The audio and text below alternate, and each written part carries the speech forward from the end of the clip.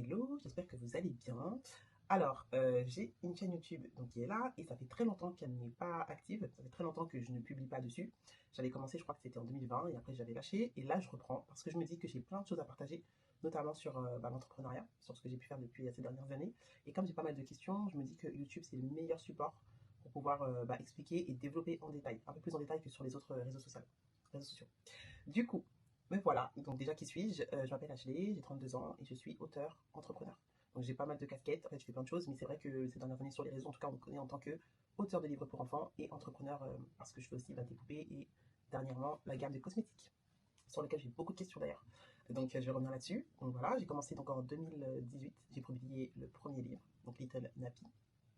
Et moi, mon objectif à ce moment-là, c'était vraiment de mettre en avant une héroïne noire, tout simplement. Mettre en avant une héroïne qui ressemble à la plupart des enfants, comme moi, et surtout parler d'estime de soi et d'acceptation de soi dès le plus jeune âge. Donc j'ai commencé par ce premier livre-là, je mets une petite photo ici, en 2018. Et moi, l'idée à la base, c'était vraiment faire un livre, raconter une histoire que j'ai connue, que j'ai vue. Et cette histoire, c'est une petite fille qui n'aime pas ses cheveux afro et qui veut apprendre à les s'aimer, à en prendre soin. Et sa maman lui explique comment faire. Et je me suis dit, bah, comme moi j'ai vécu ça, je pense que la plupart des petites filles avec qui que moi j'ai connu, ou même des grandes filles comme moi qui avaient connu ça avant, n'ont pas eu de livre pour pouvoir se sentir identifiées tout simplement. Et je voulais répondre à ça. Donc j'ai fait ce livre-là. Et après ce livre-là, donc qui est sorti en décembre 2018, j'ai eu beaucoup de retours positifs, beaucoup de témoignages aussi, surtout beaucoup de témoignages de parents qui me disaient mais c'est exactement moi ce que j'ai vécu ou ce que ma fille est en train de vivre actuellement. Et c'est tellement revenu que je me suis dit mais en fait, je savais que j'étais pas la seule, hein. Je savais. Mais alors là, on dirait que c'était vraiment le passage obligé pour toute petite fille qui avait les cheveux afro, donc que ce soit crépus, frisés, voire même bouclés. Pour des enfants, par exemple, maghrébines, moi dans mon école, je sais qu'il y a plein de petites filles maghrébines qui vivaient ça aussi parce qu'elles avaient les cheveux crépus, voire bouclés, voire très frisés aussi. En fait, dès que tu as une texture qui n'est pas lisse, tu as le droit à la critique sur tes cheveux, aux critiques et réflexions, etc. Donc moi, pour ma part, c'est des cheveux crépus 4C, mais voilà, chacun sa texture et chacun du coup son expérience par rapport à ça. Et donc après, je me suis dit, bah, pourquoi pas en faire un univers un peu plus développé. Donc là, je me suis dit, ok, je vais faire la poupée, peut-être à l'effigie de l'héroïne. J'avais déjà des grandes ambitions, je me suis dit, allez, pourquoi pas un dessin animé, pourquoi faire ci, pourquoi pas faire ça. Sachant que moi, il faut le savoir dès le départ, je n'ai pas fait d'études en littérature ou dans l'édition. Je me suis formée. J'ai commencé déjà par une édition à compte d'auteur, je n'ai pas du tout aimé l'expérience.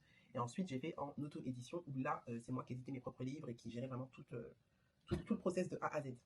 En 2019-2020, là je me dis ok, j'ai envie de faire un univers avec peut-être une poupée, donc je rajoute une poupée doudou, en forme de doudou pour compléter avec le livre, faire un petit set livre poupée pour les enfants. Je sais quelles conséquences ça a sur le long terme, du fait de ne pas pouvoir se voir et s'identifier, parce que je l'ai vécu, mais parce que je vois aussi, encore une fois, par rapport aux témoignages, etc., des parents que j'ai pu recevoir, que quand on manque d'estime de soi très jeune, ça se conforte dans tous les choix de vie qu'on fait par la suite. Déjà, je vais parler pour moi, je passais mon temps à me coiffer, et à ne jamais voir l'état de mes cheveux ou connaître tout simplement mes cheveux et en prendre soin et savoir quels étaient les bons gestes. Donc moi je passais mon temps à me défriser, petite, adolescente toujours dans le défrisage, mais là je me coiffais. Et dès que j'enlevais ma coiffure, c'était pour me laver les cheveux, faire des soins, repartir sur une coiffure protectrice qui durait, mais allez, je pouvais faire un mois et demi, ce qui n'était pas normal. Là aujourd'hui cette coupe-là je l'ai, par exemple. Je vous mets des petites photos en même temps pour illustrer. Mais voilà, je la garde 3 semaines grand max. Mais entre-temps, bah, mes cheveux, je les ai plus longtemps maintenant que des coiffures comme ça. Et là, c'est vraiment parce que je changeais de tête. Mais en gros, ce que je veux dire, c'est que j'avais un rapport inverse avant. C'était vraiment coiffure, mes cheveux 2 semaines, coiffure, toute l'année en fait. En pensant que bon, bah, c'est protectrice, c'est protecteur. Ça, c'était mon excuse à moi. Moi, la vérité, c'est que je voulais plus apporter ce genre d'extension. Donc avant, je mettais surtout des perruques et des tresses comme ça aussi, que mes vrais cheveux en fait. Et j'ai compris que mon rapport à mes cheveux n'était pas du tout ça. Pour l'univers Little Nappy, donc là aujourd'hui, Little Nappy, vous allez voir, bah, je vous mets le site internet ici. Moi aujourd'hui, Little Nappy, c'est donc des livres. Parce qu'après, j'ai extendu l'univers. Donc j'ai fait des livres. Je me suis dit, je vais faire un univers de 2 à 12 ans avec plusieurs livres sur plusieurs sujets. Donc il n'y a même plus que l'héroïne. Maintenant, il y a d'autres histoires. En fait, ce que je me suis dit, c'est que je voulais étendre l'univers, mais surtout parler à chaque parent. Essayer de créer des moments, en fait, avec mes livres. Je veux que mes livres, ils créent des moments. Qu'à la fin du livre ou du carnet ou du coloriage, l'enfant pose des questions, cherche à savoir, cherche à comprendre quelque chose sur son identité ou son histoire ou sa culture, ou qu'il rapproche et qui crée des moments avec les parents. Maintenant, la gamme de cosmétiques. En 2020, mi-2020, c'était plutôt fin d'année, je me suis dit que j'allais créer une gamme de cosmétiques. Parce que je parlais au quotidien avec les parents. Et on parlait surtout de gamme de cheveux, en fait. Vu que le premier livre, il parle de cheveux, j'avais beaucoup de retours de parents qui me disaient, mais vous utilisez quoi comme produit? Alors moi, il faut savoir que j'ai pas d'enfant. Mais on me disait, qu'est-ce que vous utilisez comme produit capillaire? Est-ce que vous connaissez une gamme pour les enfants? Vu que c'était un peu le sujet de mon livre, forcément, c'était un peu un domaine dans lequel j'avais des skills. Non, voilà, je connaissais un peu, je travaillais avec beaucoup de marques de cosmétiques Et à ce moment-là, donc pour faire des collabs, etc. Et c'est vrai que du coup, j'en connaissais beaucoup. Donc je pouvais en référencer, je pouvais en recommander. Et on me demandait souvent, donc quelle était la gamme de cosmétiques la plus efficace pour les enfants, qu'est-ce qu'il faudrait éviter, qu'est-ce qu'il faudrait pas éviter. Et en fait, dans les DM, je me rends compte que je parlais à des parents surtout de produits capillaires, plus que de livres. Donc moi-même, ça m'a poussé à faire des recherches, à pousser mes recherches sur le marché, qu'est-ce qui se faisait, qu'est-ce qui se faisait pas, parce que je voulais apporter des réponses concrètes aux parents en DM. À tel point que je me dise que à un moment donné, j'avais déjà un cahier des charges. J'avais déjà un cahier des charges en fait, c'était celui des parents. À force de parler avec les parents, je savais ce qu'ils voulaient et ce qu'ils ne voulaient pas. Et ce qu'ils voulaient, c'est très simple, des ingrédients naturels, des formules douces et efficaces. Made in France, on veut pouvoir tracer, donc Made in France, évidemment, donc sans sulfate, sans produits chimiques, sans conservateurs agressifs, sans en fait ces ingrédients agressifs qu'on connaît forcément, qu'il y avait sur le marché actuellement. Et donc moi j'avais ce cahier des charges là. Et à un moment je me suis dit, ok, je crois savoir ce que les parents veulent et je crois voir ce qui manque sur le marché en fait. Donc est-ce que je me lancerai pas dans une gamme de cosmétiques?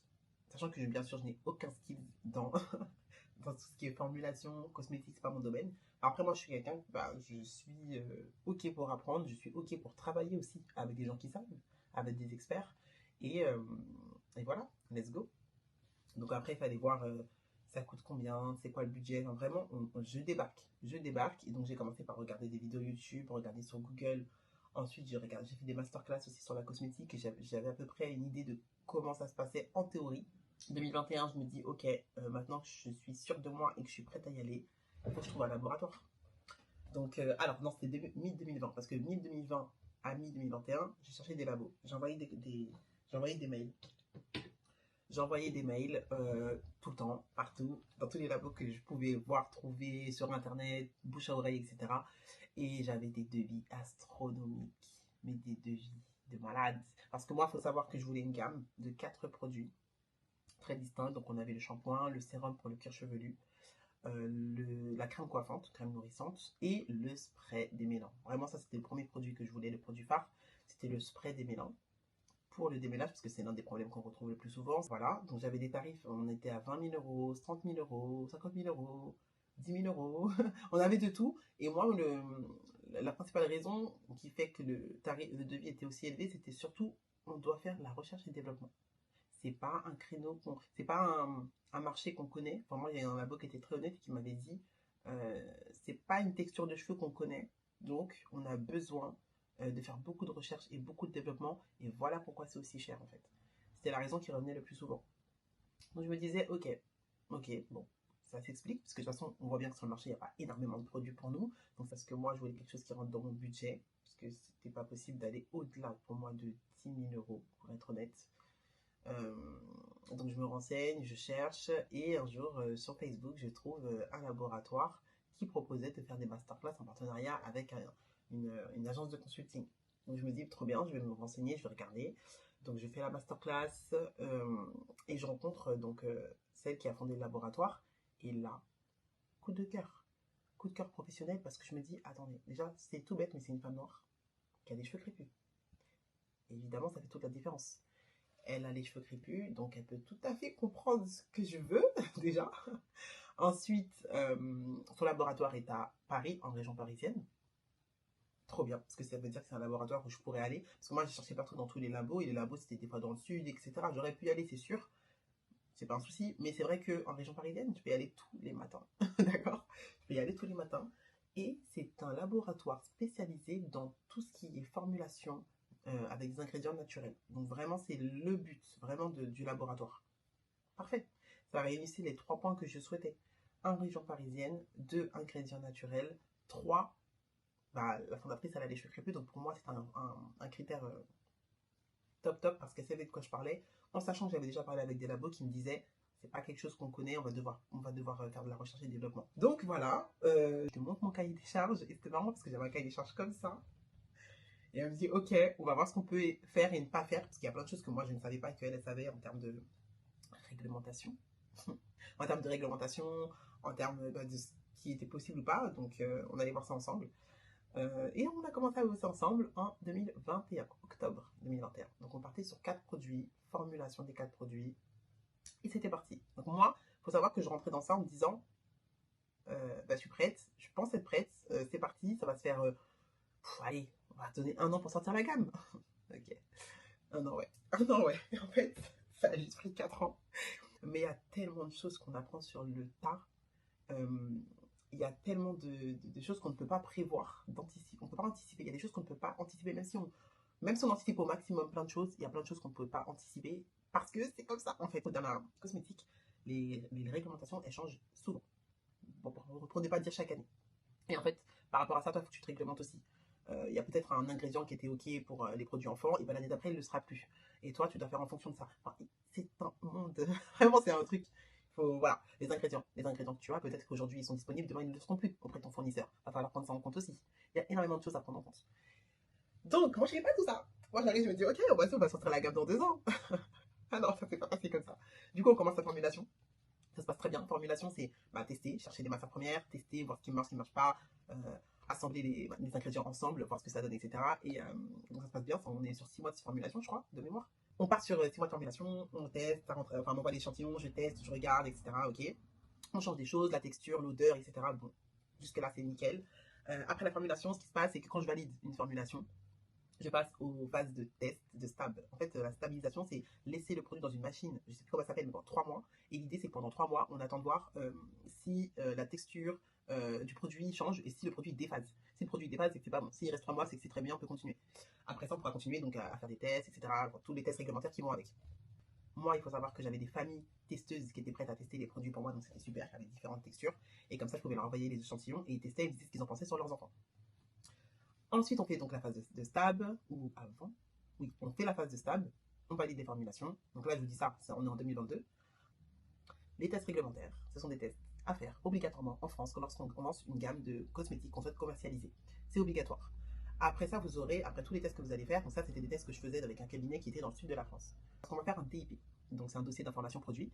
Ce document-là, il va m'être délivré à la fin de tous les tests et c'est la fiche d'identité de mon produit. Il y a tout dedans, les ingrédients, mes fournisseurs, le contenant, le type de contenant que j'ai choisi, ça compte. Est-ce que ça. Voilà, les tests que j'ai faits, est-ce qu'ils sont OK avec le fait que ce soit sur les enfants?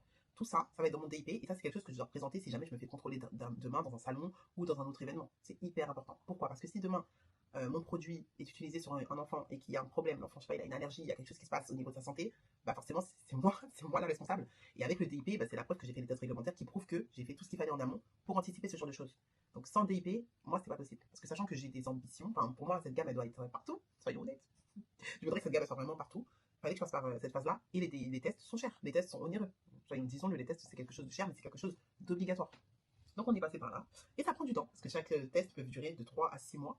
On a des patch tests, challenge tests, et tous les tests, ils ont des prénoms, bref. Mais tout ça, c'est à faire obligatoirement. Donc je suis passé par là. Quand je vous dis ça, on est en 2022-2023.